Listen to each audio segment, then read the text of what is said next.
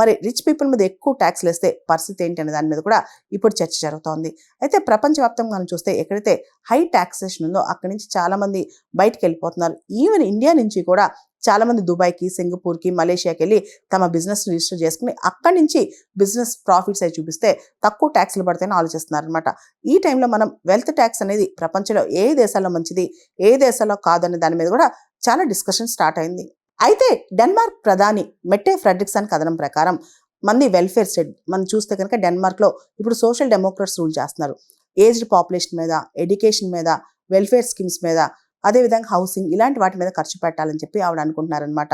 ఇది wealth redistribution పూర్తి స్థాయిలో కాదు, కాకపోతే ఒక బ్యాలెన్స్ చేయడానికి మా ప్రభుత్వం ప్రయత్నిస్తోంది. అంటే ఎక్కువగా అసమానతలు, ఇన్ఈక్వాలిటీస్ పెరగకుండా బ్యాలెన్స్ చేయడానికి మేము ట్రై చేస్తున్నామని ఆవిడ చెప్పుకొస్తున్నారు. రీసెంట్గా దావోస్లో జరిగిన వరల్డ్ ఎకనామిక్ ఫోరం సమ్మిట్లో కూడా 400 మంది వెల్తీ పీపుల్, ప్రపంచంలోనే అత్యంత సంపన్నులు వచ్చి ఒక ఉత్తరం రాశారనమాట. సంపన్నుల మీద పన్ను వేయండి, వాళ్ళు ప్రపంచాన్ని పొల్యూట్ చేస్తున్నారు, ప్రపంచంలో అసమానతలు వాళ్ళ వల్ల పెరుగుతున్నాయి, ప్రపంచం క్రూయల్గా మారకముందే సంపన్నుల మీద పన్ను వేయండి అని చెప్పి వెల్తీ పీపులే చెప్పుకొచ్చారనమాట.